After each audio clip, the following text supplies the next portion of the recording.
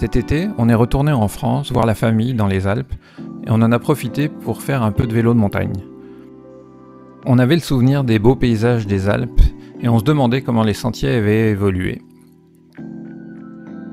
On est allé louer deux Scott Ransom E-Ride 920 pour parcourir les sentiers de Megève.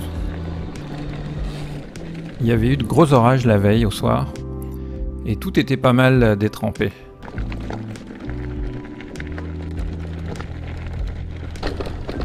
On avait le souvenir à l'époque, il y a 15 ans, de sentiers où on utilisait beaucoup les routes forestières et les sentiers pédestres pour rouler et on se demandait si depuis les choses avaient changé. Et malheureusement, ça n'a pas beaucoup évolué. On continue d'utiliser des sentiers qui ne sont pas vraiment prévus pour le vélo de montagne. C'est sympa, mais on est loin de la qualité des tracés par rapport à ce qu'on a au Québec par exemple. Là c'est souvent droit dans la pente, zéro entretien, des ornières, pas forcément facile, mais au niveau fun, c'est pas la même chose.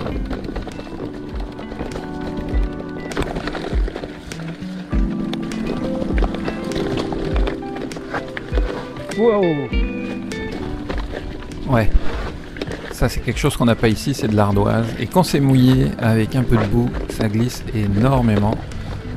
Et là c'était dur de rester sur le vélo en fait. Ça glisse beaucoup les ardoises quand même, hein. Oh là là, le vélo glisse tout ça. Oh là là. Même sans mon poids, il s'arrête pas. On va repasser par l'autre côté, c'est peut-être mieux en fait là.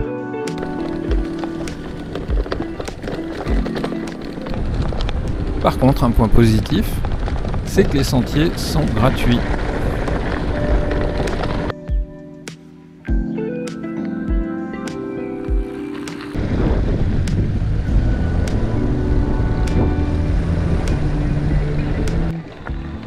On est dans les Alpes, donc les montées sont souvent longues, et les descentes d'ailleurs aussi longues que les montées. Ça c'est assez cool.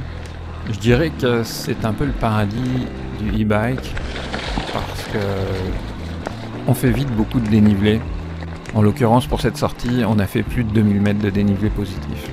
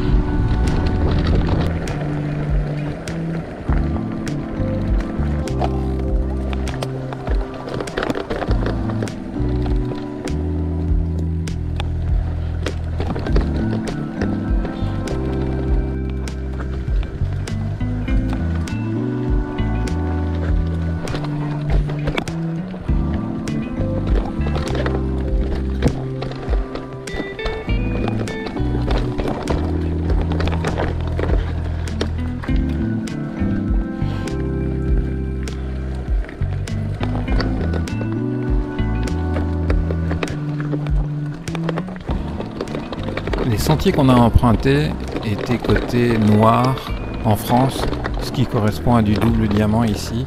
Je dirais que c'était du double diamant plutôt facile, même si avec les orages de la veille, la boue et les feuilles rendaient certains passages bien glissants, ce qui nous a forcé à marcher quelques passages.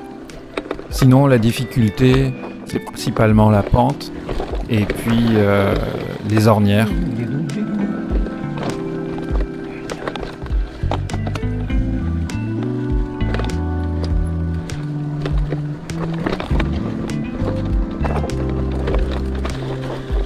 Oh, oh, oh.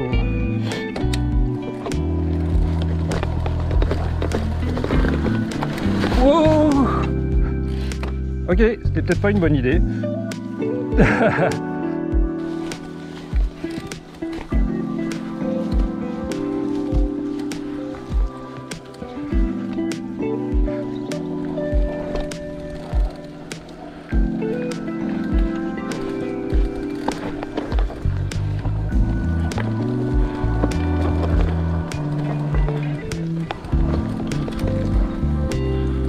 Oh, oh, oh, oh.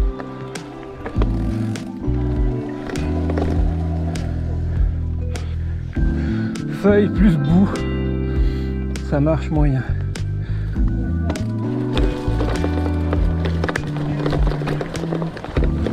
Oh, oh, oh, oh. Oublie ça.